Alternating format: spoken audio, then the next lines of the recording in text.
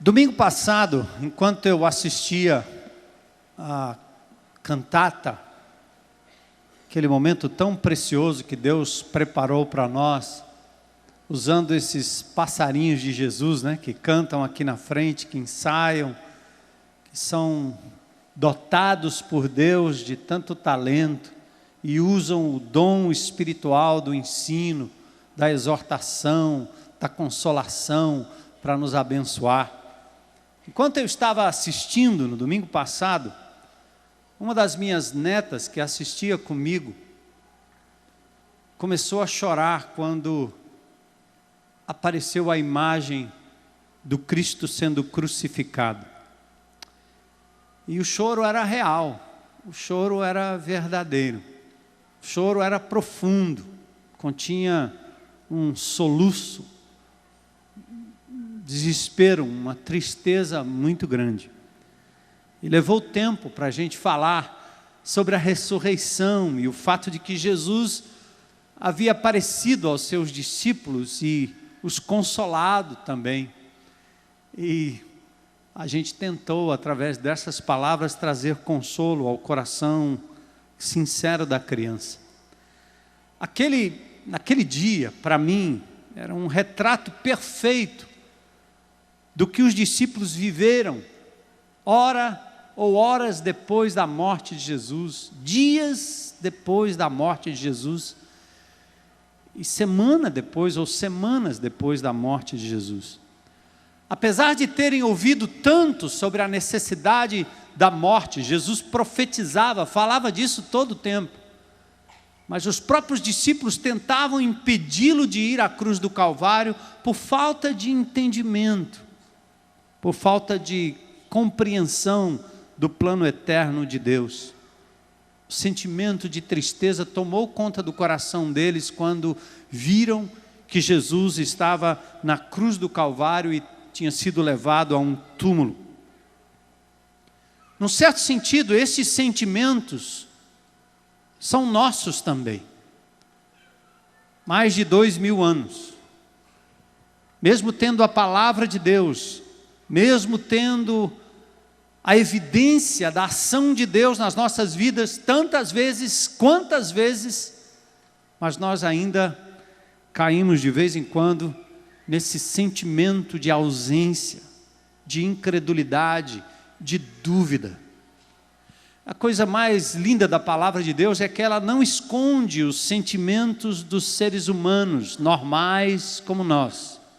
Aliás, Tiago 5,17 diz que Elias era um homem sujeito aos mesmos sentimentos que nós também somos.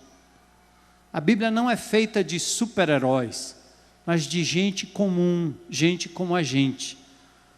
Por isso a palavra de Deus é tão linda, tão precisa, tão preciosa quando retrata esses incidentes que revelam a nossa falha também. Somos assim, pessoas com virtudes e defeitos, certezas e inseguranças, que só o amor incondicional de Deus é capaz de nos fazer compreender a vontade de Deus, o plano de Deus, a palavra de Deus. Hoje, nós estamos também a uma semana da comemoração da Páscoa, como nos dias de Jesus. Uma semana é pouco tempo para se livrar da tristeza. Quem aqui já não perdeu um ente querido e sabe que leva tempo para curar a ferida da ausência? Uma semana é muito pouco para livrar-se da tristeza e do sofrimento daquele que representava esperança. O sentimento é parecido com o coletivo brasileiro, aquilo que aconteceu com o povo brasileiro, num consciente coletivo, no dia 14 de março de 1985. Depois de 21 anos do regime militar prevalecer no nosso país, nós tínhamos a esperança que o general Figueiredo, no dia seguinte, iria passar a faixa de presidente ao senhor Tancredo Neves, então eleito presidente. O primeiro presidente civil. Seus discursos trouxeram tanta esperança para o povo brasileiro, mas o que aconteceu foi que naquela mesma noite, o secretário de imprensa do governo, Antônio Brito, anunciou a morte de Tancredo. E o Brasil se vestiu de luto. Muita tristeza. Toda a esperança parece que se esvaíra totalmente com aquele homem, com a morte daquele homem. Imaginem vocês o que se passava na mente dos apóstolos, dos discípulos, daquelas mulheres que andaram com Jesus todo o tempo, das multidões que presenciaram os milagres, o poder do Messias entre nós, curas, gestos de amor. Porém, naqueles dias, eis que surge em meio à tristeza um fato novo, diferentemente de Mahatma Gandhi, diferentemente de Maomé, diferentemente de Tancredo Neves, Cristo Jesus ressuscitara dentre os mortos. A palavra de esperança era forte. Eis que surge então um fato novo, contrário dos grandes líderes, dos grandes ídolos, dos gurus, dos profetas do nosso tempo. Cristo ressuscitou. Como assim? Dentre as suas aparições, em torno de 12, uma aconteceu exatamente uma semana depois da ressurreição. É para lá que eu quero conduzir vocês. Aliás, já fomos conduzidos aqui pelo Daniel e essa canção tão linda do Stênio. Ali retratava, naquele lugar, a experiência de um homem inseguro, que aliás, Tomé, estamos falando dele, segundo a tradição, ao pregar aos hindus, foi então, ou nas Índias, foi traspassado por lanças, morreu por aquilo que ele anteriormente duvidara. Nele nós também vemos e nos descobrimos entre os que precisam aprender a caminhar por fé e não por vista. Aqueles que precisam aprender a confiar nas promessas de Deus. Portanto, todos nós hoje aqui somos como Tomé. Os relatos das aparições de Jesus são vários. Primeiro, Maria Madalena, ex-endemoniada, em Marcos 16, 9. Cristo impede que ela o toque. Depois, as mulheres que retornavam na tumba, Maria, sua mãe, e Salomé, Mateus 28. Os apóstolos não creem nos relatos ou no relato das mulheres. Depois, Pedro, em Jerusalém, cedo à noite de domingo, ou da noite de domingo. Depois, os 2 discípulos a caminho de Emaús, quando Jesus caminhou ao lado deles, conversou com eles, e eles não conseguiram identificá-lo, em Lucas capítulo 24. Depois aos 10 discípulos, em João 20, já lemos hoje aqui, logo no domingo, entre o domingo e a segunda, foi no cenáculo, e Tomé não estava lá. Depois aos 11, novamente, e aí sim, Tomé estava presente. Depois aos 7 discípulos junto ao mar da Galileia, foi exatamente bem cedinho, entre o 9º e talvez o 39º dia, porque Jesus esteve conosco mais ou menos 40 dias. Depois ele aparece, segundo o apóstolo Paulo, em 1 Coríntios capítulo 15, a mais de 500 pessoas naquela época. Depois, no verso 7 do capítulo 15 de 1 Coríntios, ele aparece a Tiago, seu irmão. Talvez aqui aconteça, ou teria acontecido então, a conversão dos irmãos carnais de Jesus, porque a Bíblia relata, eles não são primos, são irmãos, e eles se converteram talvez aqui, João capítulo 7, versos 3 a 5. Depois ele aparece aos 11 discípulos no Monte da Galileia, 5ª vez aos apóstolos no cenáculo e depois no monte, e aí ele dá a grande comissão. Também temos a sua aparição ao apóstolo Paulo no caminho de Damasco. Bom, vamos focar na semana seguinte, hoje. Somos convidados a um lugar de dúvida e fé, vacilo e certeza, até o grito final: Senhor meu, Deus meu. Vamos observar as circunstâncias, mas acima de tudo a misericórdia de Deus, que continua demonstrando evidências, a despeito de não ter obrigação de fazer isso. O amor de Deus vai ao encontro das nossas dúvidas, das nossas incertezas, e continua sendo fiel, até que a gente se dobre adoração. Vamos às circunstâncias. Verso 19, como a gente já leu, ao cair da tarde daquele primeiro dia, era o dia da ressurreição, estando os discípulos reunidos, portas trancadas, eles estavam com medo dos judeus. Jesus entra, põe-se no meio deles, talvez pela característica do seu corpo glorificado, a capacidade de transpor barreiras. Ele simplesmente aparece no meio deles. Ainda no domingo da ressurreição, um dia agitado, depois do relato das mulheres, João vão conferir as provas no túmulo vazio, versículos 1 a 10. À noite eles têm uma reunião secreta. Eles temem a reação dos judeus e tomados, como Jesus dissera, tomados de medo, como Jesus dissera que eles seriam perseguidos, eles estavam agora trancafiados, porque havia um tumulto na cidade. O texto diz que eles estavam com medo dos judeus, covardia, timidez. Apesar de todas as promessas, de todos os milagres, eles estavam com medo dos judeus. Se mataram o Senhor, provavelmente vão nos matar também. Como Pedro no dia da negação, lembra? Os discípulos aqui, lembra? Nós também temos medo, tornamos-nos tímidos e vamos nos escondendo de quando em quando, como se tivéssemos medo de pessoas, medo da sociedade, medo da onda, medo da moda, medo de tudo e de todos. A gente se esconde na reclusão da nossa identidade, nas quatro paredes da nossa casa, do escritório, com medo da reação das pessoas, não nos identificamos com Jesus. Nós somos bem parecidos com Tomé, não é não? Aliás, cabe uma pergunta aí, onde é que você tem se escondido? Está com medo de quê? De se identificar com o Senhor? Aí Jesus aparece no meio deles, versos 19 a 23. O texto diz que o Cristo vivo se apresenta como sempre faz. Mesmo onde tentamos, ou quando tentamos nos esconder, o Senhor vai lá, Ele se apresenta. Sua presença é marcada pelas suas palavras, pelos sinais e pela sua autoridade. Primeiro Ele diz, Shalom Ha, paz seja convosco.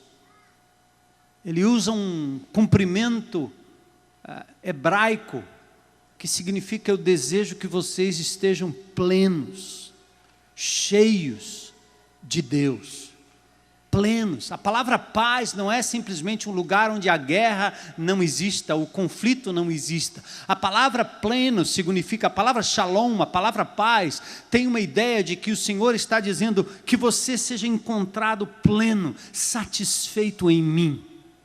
Satisfeito em Deus, mesmo em meio ao tiroteio, mesmo em meio à guerra, mesmo em meio ao mundo mau, é possível se ter paz. O mundo traz medo. Jesus olha para a sua vida, cheia de morte, doença, separação, abandono, perda, roubo, inferioridade, desprezo, e Ele traz paz. Paz. Ele mostra que é possível estar completo e pleno em Deus, a despeito do que o mundo faça com a gente, a despeito do que as pessoas façam com a gente. É possível experimentar o milagre da presença divina em nós. É por isso que a Bíblia diz que só Jesus traz a verdadeira paz, paz de Deus e paz com Deus. Romanos 5:1 diz, tendo pois sido justificados mediante a fé, temos paz com Deus, por meio do nosso Senhor Jesus Cristo. O mundo está em guerra com o Criador. O mundo está em guerra contra o Criador. O mundo está longe de Deus, dessintonizado. Há um descompasso. Mas quando nós entregamos a nossa vida a Jesus, nós somos religados a Deus e estabelecemos uma paz com Ele através do seu Filho Jesus. Por isso nós cantamos aqui, é o sangue de Cristo, é a vida de Cristo que nos traz essa paz. Além disso, Filipenses 4:7, Paulo diz, e a paz de Deus que excede todo entendimento, vai guardar os seus corações e as suas mentes em Cristo Jesus. é ter paz de Deus quando se tem o que o mundo oferece e quando não se tem. Quando as pessoas nos amam, quando elas não nos amam. A gente pode ter a paz de Deus quando nós nos conectamos com eles através do Senhor Jesus Cristo. E isto não é religião barata. Isso é religiosidade, não é religiosidade, mas é um religar a Deus. A palavra religião significa isso, ser religado a Deus para ter a paz com Ele e a paz dEle. É isso que Ele nos oferece. Enquanto o mundo traz medo.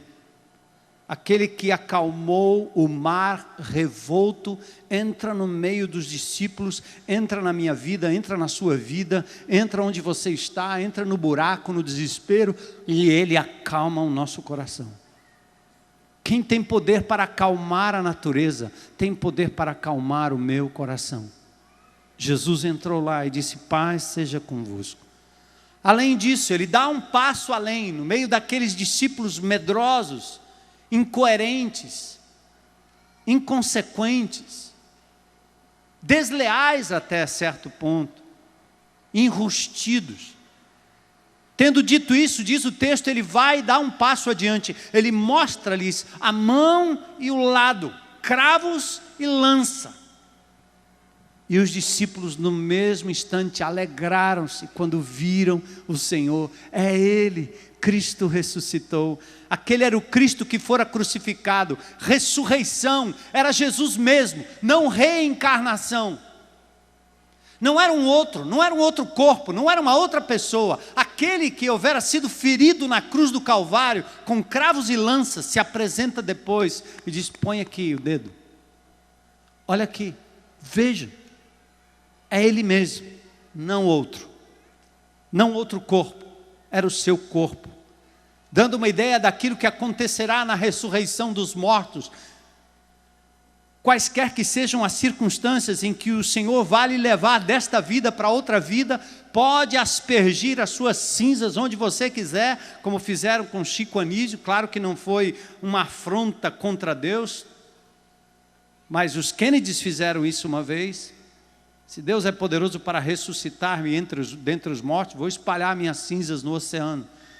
Como se o Deus dos mares não tivesse poder, como se o Deus das células, das moléculas, dos átomos, não tivesse poder para reajuntar tudo e começar do novo, pelo comando da sua palavra. Como Ele faz nascer de sementes pequenas, árvores frondosas, traz vida a partir de coisas tão minúsculas como um espermatozoide, como um óvulo, como algo tão pequeno, pode gerar um ser tão complexo como esse, como uma semente tão minúscula, pode gerar uma árvore tão complexa. Esse mesmo Deus que fez esses mesmos princípios, um dia nos ressuscitará dentre os mortos. Glória a Deus, glória a Deus, aplaudam o Senhor. Ele é digno. E aí o Senhor dá uma palavra de autoridade. Ele diz novamente: paz seja com vocês. Assim como o Pai me enviou, eu agora vos envio. Mesma autoridade para penetrarem as trevas, onde eles enfrentariam a morte, o pecado e o diabo.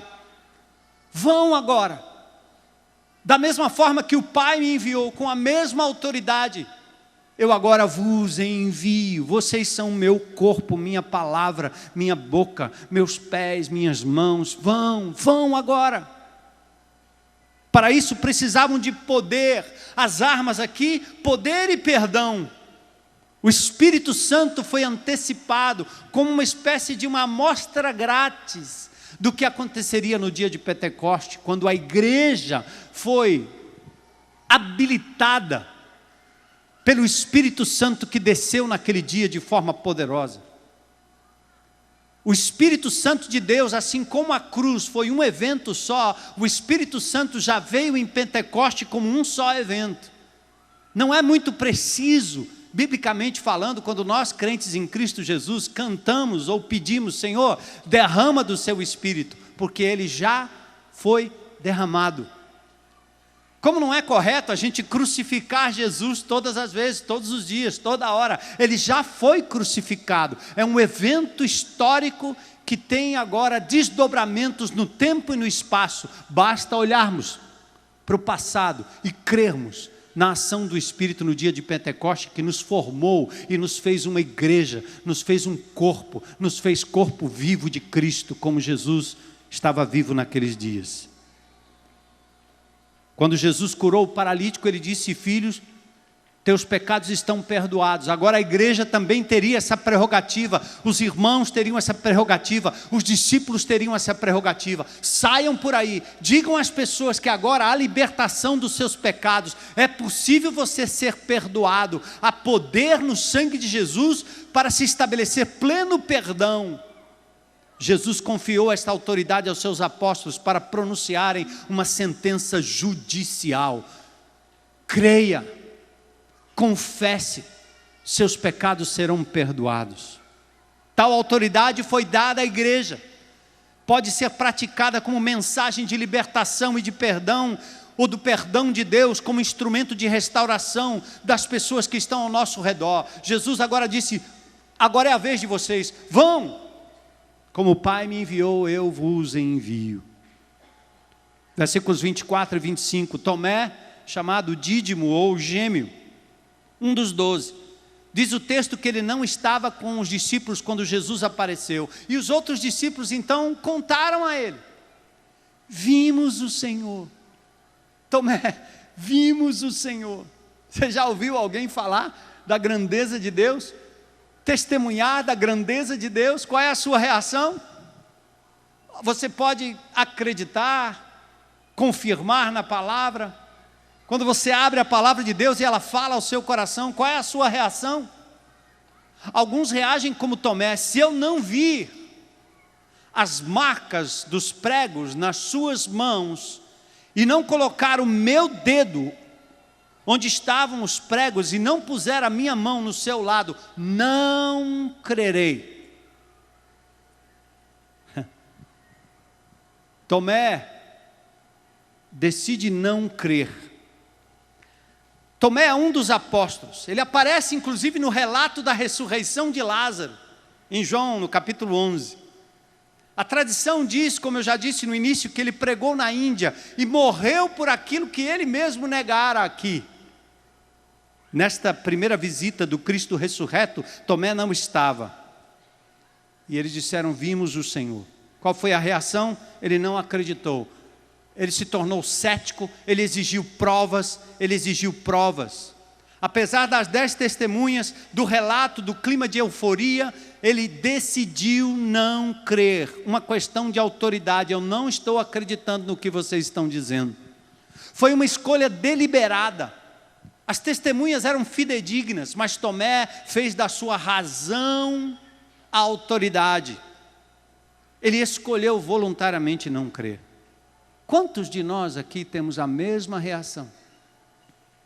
Mesmo sendo verdade, mesmo vendo acontecer na vida de muitos, nós decidimos não acreditar, não obedecer, não seguir, mesmo como discípulos de Jesus. Percebe?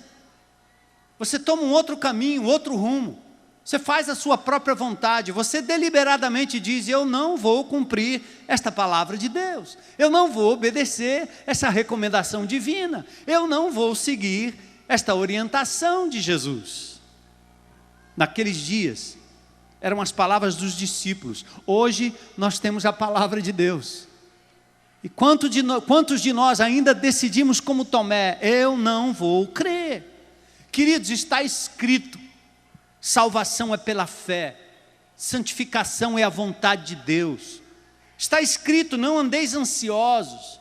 Está escrito: amem ao Senhor acima de todas as coisas. Está escrito: sede misericordiosos. Está escrito: não faleis mal uns dos outros. Está escrito: não abandonem a congregação, como é costume de alguns. Está escrito: espere no Senhor e Ele concederá o que deseja o teu coração. Está escrito: fala do amor de Deus. Está escrito: pregue a palavra de Deus, façam discípulos. Está escrito. E Jesus diz em João 14:10, aquele que tem os meus mandamentos e os guarda, este é o que me ama. Amar a Jesus significa acreditar e crer na sua palavra e obedecê-la. Mas Tomé ignorou as palavras de Jesus, mesmo tendo andado com ele e ouvido dele, sobre morte, sobre ressurreição. Ele deletou simplesmente. Tomé ignorou o poder de Cristo demonstrado em várias instâncias, quando ele restaura a vida do filho da viúva, da filha de Jairo e do próprio Lázaro. Ele viu, mas ele continuou insistindo em não crer. Tomé, mesmo andando com Jesus, não estava familiarizado com o poder de Deus. Não havia lugar para o Cristo ressurreto na sua vida, na sua mente limitada. Sempre que eu olho para esse texto, eu me lembro do meu pai. Meu pai era um sergipano simples, analfabeto. Aprendeu a ler e escrever sozinho. E ele dizia: eu não acredito que o homem foi à lua. Ele simplesmente decidiu não acreditar, como Tomé. Como eu e você decidimos não acreditar em determinadas orientações divinas, claras na palavra de Deus, quanto à sua vida, quanto às suas escolhas, quanto aos seus relacionamentos, quanto ao seu coração, quanto à sua prioridade, quanto à sua agenda. Pense. Às vezes não cremos que Deus pode fazer, porque entendemos que os homens não podem. Se os homens não podem, Deus não pode. E nós não compreendemos aquilo que diz em Lucas 18:27, o que é impossível para os homens é possível para Deus. Você acredita nisso? Ou você está reduzindo Deus a uma experiência congregacional? Você está reduzindo Deus a uma estatueta? Você está reduzindo Deus à ciência? E Deus é apenas um coadjuvante, um ajudante, e você fica esperando que as coisas se resolvam sempre do ponto de vista humano, porque você não é capaz de crer no Deus dos impossíveis. Vamos pausar para a gente ouvir uma música agora? Reflita aí.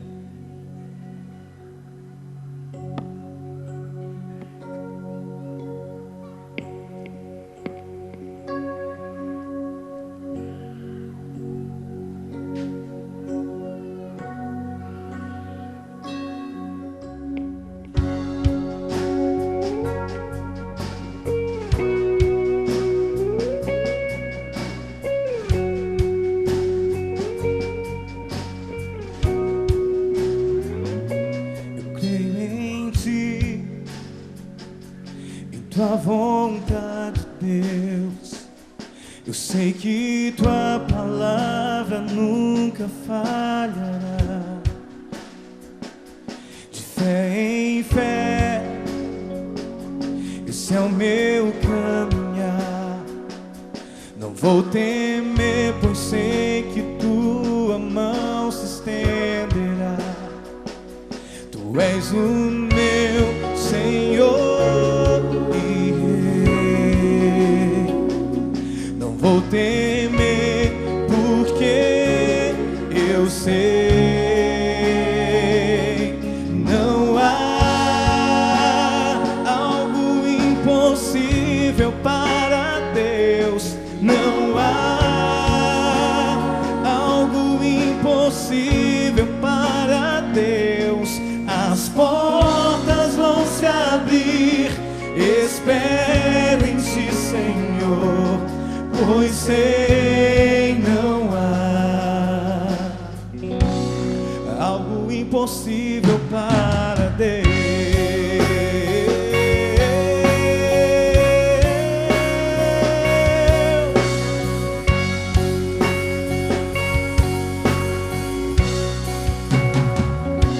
Eu creio em ti, em tua vontade, Deus. Eu sei que tua palavra nunca falhará.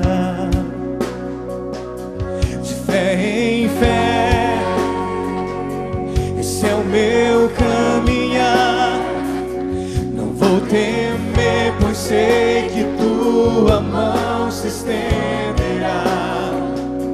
Tu és o meu Senhor e Rei. Não vou temer, porque eu sei, não há algo impossível para Deus. Não há algo impossível para Deus. As portas vão se abrir, espere em ti, Senhor, pois sei, não há algo impossível. Não há algo impossível para Deus. Não há.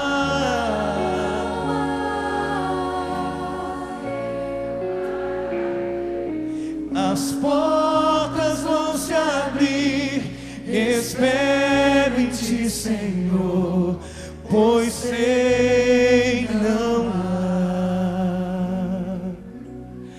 há algo impossível para Deus.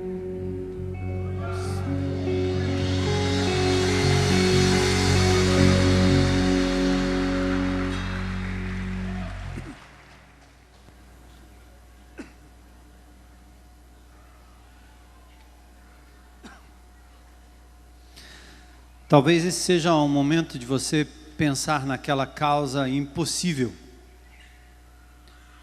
e submeter essa causa ao Senhor.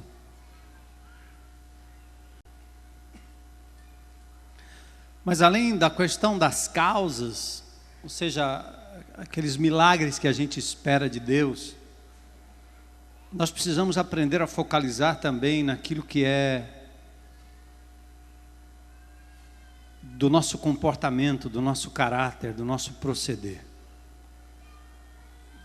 Talvez seja mais fácil ressuscitar alguém dentre os mortos do que mudar o coração de um homem, de uma mulher. E obedecer à vontade de Deus, às vezes, é acreditar no impossível, é construir arca no meio do deserto. É tocar um mar na esperança de que ele se abra. É colocar os pés no rio que podem afogá-lo. É não depender tanto das pessoas quanto nós dependemos e esperamos. É não confiar tanto no rei quanto nós confiamos. É simplesmente se render e dizer: eu sei, as portas vão se abrir no seu tempo, Senhor, e a tua vontade para mim é mais importante, não a minha vontade. É mudar de rumo, é mudar de hábito. Quantos de nós estamos vivendo a vida do medo, a vida do suicídio, a vida da clausura, simplesmente porque não tomamos a decisão de crer, de fazer aquilo que parece que não vai funcionar, porque é coisa antiga, está escrito num livro. Foi o pastor que disse lá. Os apóstolos disseram isso anos atrás. Jesus até falou nisso. Mas eu só crerei se eu colocar o dedo. A palavra diz: quem tem o Filho tem a vida eterna. Se Deus não é maior que você, e se a verdade não está acima dos seus sentimentos, não é de se admirar que você viva cheio de dúvidas como Tomé, porque você confia nos seus sentimentos. Eu não sinto que Deus me ama. Eu não sinto que sou salvo. Eu não sinto, mas os meus sentimentos são enganosos. Nós não podemos viver pelos sentimentos, mas viver pela palavra, pelo que Deus diz. Remédio e coisa boa nem sempre é tão doce quanto a gente gostaria, não é não? Vocês não se esqueceram das resoluções, não é? Para você comer veneno, eles adocicam, aí você gosta e come. Para você comer o que é saudável, tem amargo no meio. Tem coisa que o seu paladar não está acostumado. Assim é a palavra de Deus. Quando você vive a vida onde você tem o domínio de tudo que você faz, dos seus planos e projetos, quando Deus fala, quando Deus diz, parece amargo demais, você não quer, isso não é bom. Deus diz para eu ir para lá, eu vou exatamente para lá, até que pela sua misericórdia Ele o traz de volta e se apresenta lá no meio. Se eu não vir os sinais, se eu não puser os dedos, se eu não puser a minha mão, quantos são os acontecimentos que fogem do nosso controle? Quantas coisas acontecem longe do nosso comando? Você já percebeu? Você não é Deus, você não tem controle sobre as circunstâncias, você não controla pessoas, você não controla sua mulher, você não controla seu marido, você não controla seus filhos. Lê do engano. É o empirismo. É a pessoa que quer ver, eu só creio se eu pegar. Esses nunca vão acreditar que Cabral andou por aqui. Nem que Aristóteles existiu. Não vão acreditar nem que o tataravô existiu. Porque querem pegar para crer. Bem-aventurados que não viram e creram. Gente, uma semana depois, a misericórdia de Deus traz Jesus de novo para aquele mesmo lugar. 8 dias depois, ao duvidoso Tomé, e com eles novamente a palavra: paz seja convosco. Ei, paz, aquilo que não está lhe completando, nunca vai lhe completar. Você está buscando, está bebendo, está comendo, está comprando. Você está se enchendo de coisas que não são capazes de verdade lhe satisfazer. Receba a paz de Deus. Deixa Ele entrar. Deixa Ele entrar. Jesus diz a Tomé, então, depois de dizer paz: pronto, Tomé, coloca o seu dedo aqui, veja as minhas mãos. Estenda a mão e coloque-a no meu lado. Pare de duvidar e creia, Tomé. Que coisa. Aos discípulos ele apenas mostrou, no verso 20. Ao duvidoso Tomé ele diz: coloque o seu dedo aqui. Veja as minhas mãos. Aí ele diz: não seja incrédulo, mas crente, creia. Aqui tem uma palavra grega, pistos, fé, acreditar, confiar. Não seja desconfiado, confie no Senhor. Confie em Deus, confie na sua palavra, confie em mim, Tomé. Até que finalmente o incrédulo se entrega às evidências. Mas antes disso tem a busca de uma prova. Põe o dedo aqui. É isso que você quer? Sabe o que eu penso? Às vezes Deus usa o sofrimento e a dor. Aquelas chagas custaram tanto, custaram a vida, custaram suor, custaram gotas de sangue, custaram sofrimento. E você ainda quer cutucar para ver. A história está aí, é clara, ela divide o calendário antes e depois de Cristo. Não é invenção, não é placebo, não é uma alucinação. Quando a gente fala sobre a ressurreição do Senhor Jesus Cristo, sempre me intrigou, mesmo antes de me entregar a Jesus, sempre me intrigou como aquelas pessoas que viram o Senhor ressurreto, passaram a proclamá-lo com tanta convicção, que a maioria deles acabou sendo perseguida. A maioria morreu por pregar e falar e testificar da ressurreição. A pergunta é, se fosse uma alucinação generalizada, quem é o doidinho que ia dar a sua própria vida por uma mentira? Não. Os contemporâneos viram, souberam, as pessoas sabiam. E eles continuaram pregando. Quando lhes era pedido negar a ressurreição e dizer que César era o Cristo e não Jesus ressuscitado, aquelas pessoas, homens, mulheres, crianças, simplesmente declaravam: Senhor meu, Deus meu, Jesus é o meu Senhor. E eram entregues às arenas, eram queimados vivos, eram entregues aos algozes, traspassados por lanças, morriam, como aquilo que experimentou Paulo, que era um dos que perseguiam aqueles que acreditavam em Cristo, acreditavam no caminho, acreditavam na ressurreição, acreditavam na verdade. Paulo os perseguia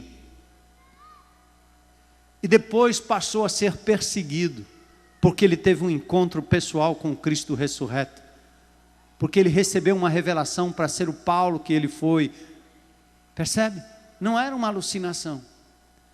Nós precisamos de maior convicção, como crentes em Cristo Jesus, para não sermos só frequentadores de um ambiente de culto, mas discípulos de verdade, dispostos, assim como o Pai enviou Jesus, cumprirmos a nossa missão de sermos enviados por Ele, como fomos, para pregarmos a palavra de Deus, sem nos esconder, sem medo, porque nessa palavra tem poder para perdoar, para libertar gente, para tornar gente livre, livre, livre, livre.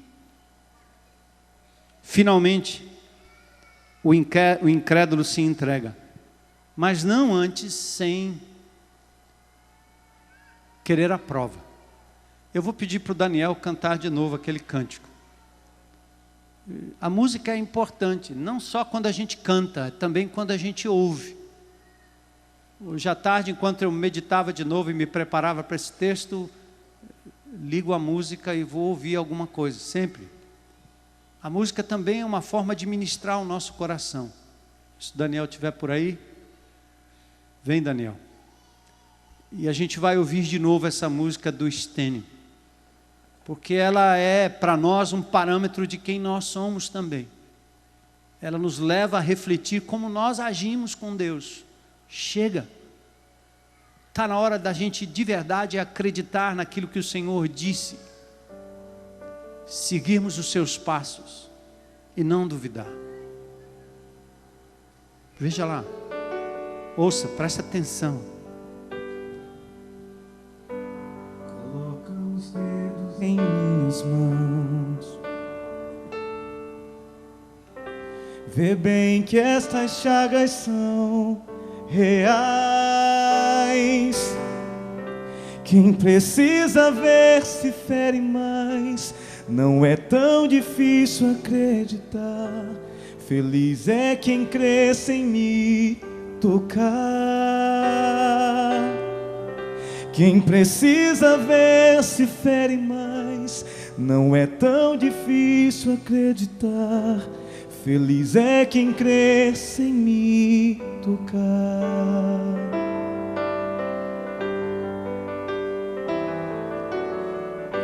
Coloca a tua mão no lado meu. A falta de fé dilacerou. A minha ferida já sarou, mas vejo que a tua ainda não. Me deixa tocar teu coração. A minha ferida já sarou, mas vejo que a tua ainda não. Me deixa tocar teu coração. Deixa a fé varrer as sombras do teu peito, feito o sol que espanta o sono das janelas. É bem melhor assim, é mesmo belo crer somente em mim. Deixa eu tocar teu coração. Vê como a criança corre descuidada, nos braços do Pai se lança arrebatada. A paz inundará quem crê em mim sem ter que me tocar. Deixa eu tocar teu coração.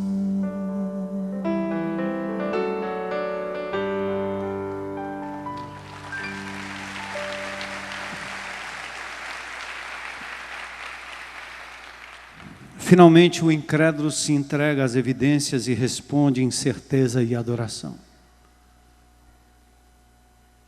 Senhor meu, Deus meu. Sabe o que é isso? Tomé se debruçando diante de um ser ressuscitado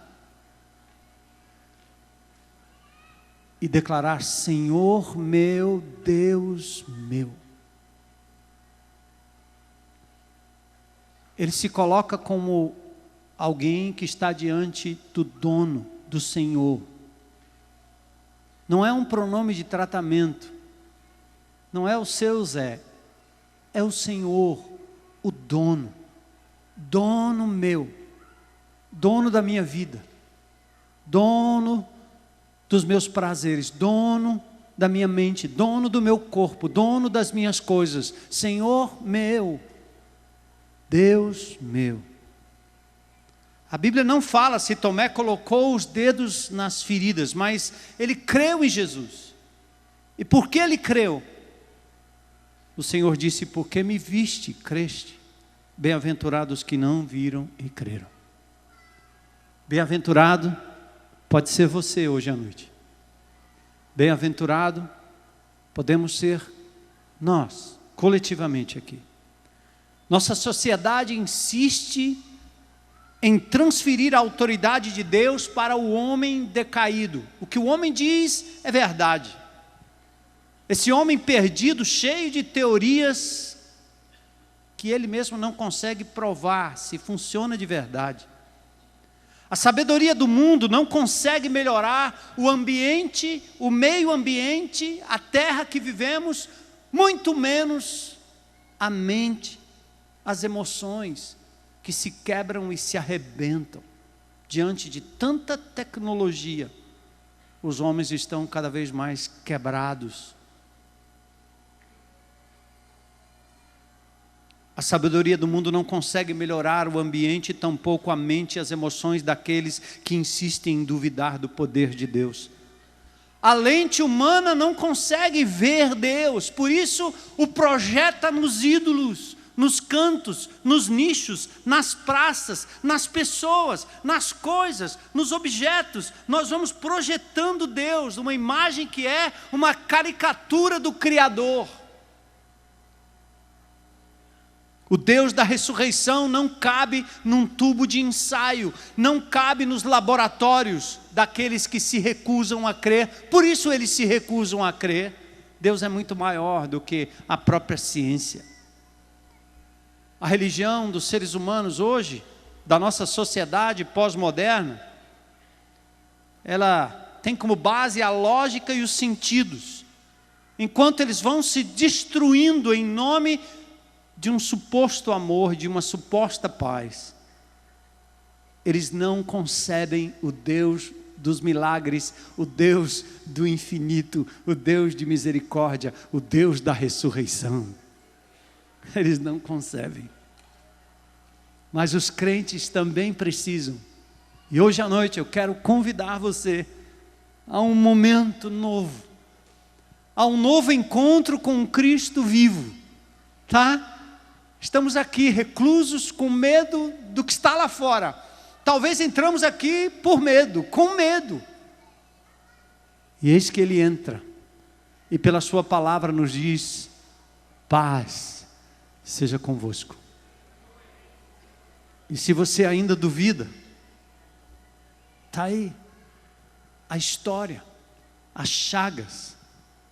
Os crentes precisam de um novo confronto com o Cristo vivo, sua palavra viva, seu absoluto controle sobre todas as coisas.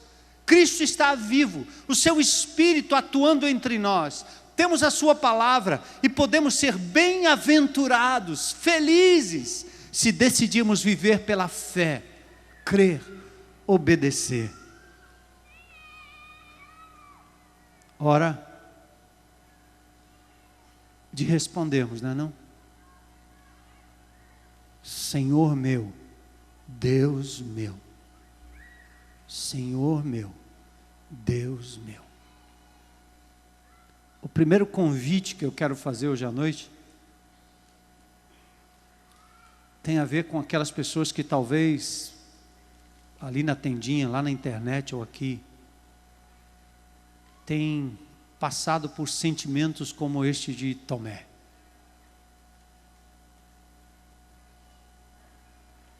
Se eu não vi, não crerei. Essa lógica não funciona com nada na história, nada.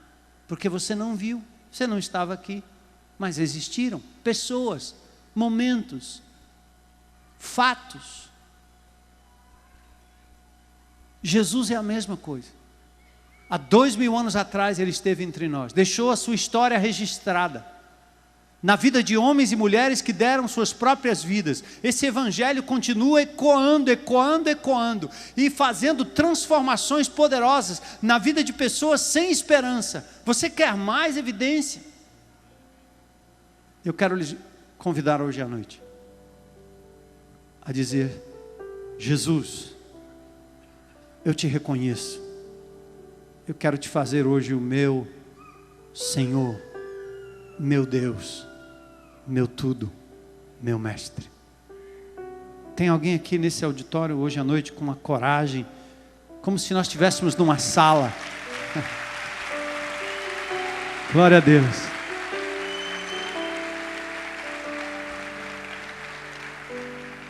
Deus te abençoe, querido. Amém.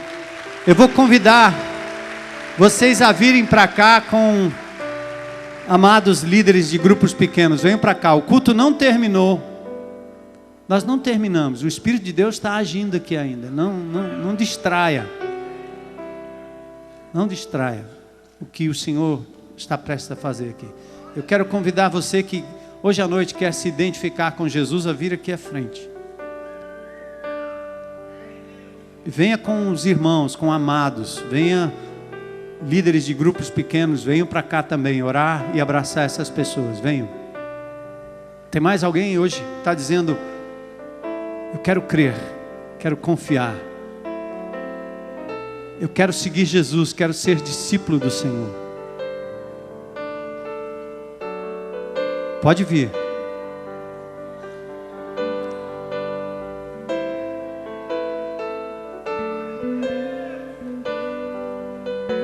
Vocês não estão tomando uma decisão por mim.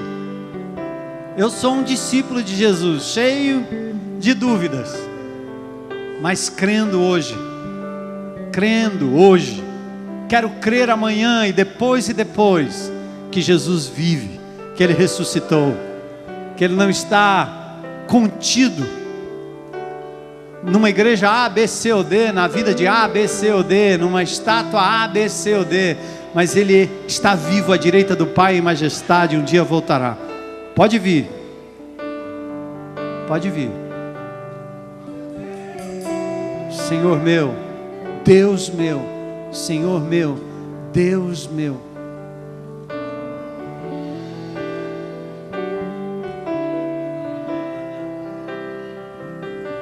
Eu vou pedir para os irmãos que estão aqui com outras pessoas ao lado que as identifique para a gente orar. Quantos estão aqui hoje fazendo essa decisão? Levanta a mão aí, só para a gente saber. Deus te abençoe. Aleluia. Deus te abençoe.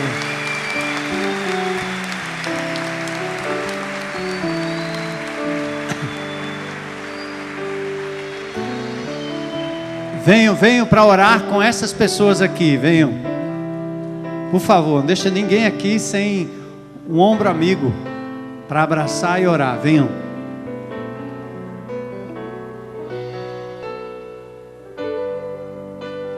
Eu quero falar à igreja de Jesus hoje.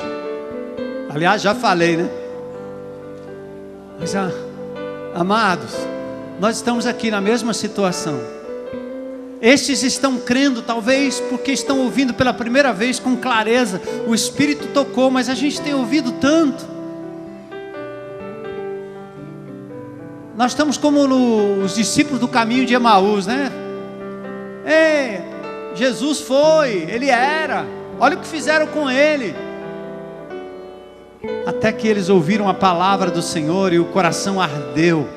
Eu espero que o teu coração tenha ardido hoje pela presença do Espírito Santo de Deus aqui nesse lugar. E você diga: Senhor, eu quero renovar Eu quero renovar a minha fé hoje. Quero receber essa paz de Deus para o meu coração hoje. Eu quero clamar junto com esses meus novos irmãos em Cristo: Senhor meu, Deus meu. Se você tem esse desejo hoje à noite, eu quero convidar você a se colocar em pé. Mas fique em pé e diga mesmo a Senhor. Pode dizer em voz alta: Senhor meu, Deus meu, Senhor meu, Deus meu, Cristo ressurreto, Senhor meu, Deus meu. Vamos orar, amados, vamos orar juntos agora, em nome de Jesus. Levante tua voz aqui nesse lugar, clame ao Senhor, erga os teus braços, faça uma declaração ao Senhor vivo hoje à noite. Saia daqui reconhecendo a presença dEle, o poder do seu Espírito aqui no nosso meio. O que você mais quer é reconhecer a presença dEle, e Ele vai completar a sua obra em você. O poder dEle vai se manifestar na sua vida. Eis-me aqui, Senhor. Glórias ao teu nome, Jesus. Glórias ao teu nome. Eis-me aqui, Senhor. Eis-me aqui. Glórias ao teu nome. Senhor meu, Deus meu, Senhor ressurreto dentre os mortos. Toma a minha vida, Senhor. Faz a tua vontade, Jesus. Aleluia, Senhor. Aleluia. Eu me entrego hoje ao Senhor e recebo como Senhor e Salvador. Esta deve ser a oração desses que estão aqui na frente. Jesus, tu és o meu Deus, meu Senhor, meu Salvador. Glórias ao teu nome, Senhor. Oh Deus, continua passeando aqui no nosso meio com teu Espírito, Senhor, agindo com poder, libertando vidas, Senhor, curando pessoas, Pai, ministrando a tua graça e o teu poder para o teu povo, fazendo com que o teu amor flua em nós e através de nós, Senhor. Oh Jesus, nós te entronizamos, Cristo ressurreto, nós o recebemos, Senhor, nós o convidamos a cada momento a cear conosco, a estar conosco, Senhor. Toca, quebranta, quebra o meu coração, o nosso coração, Senhor. Aleluia, Jesus. Aleluia, Senhor. Glórias ao teu nome, Jesus. Aleluia. Aleluia, Senhor.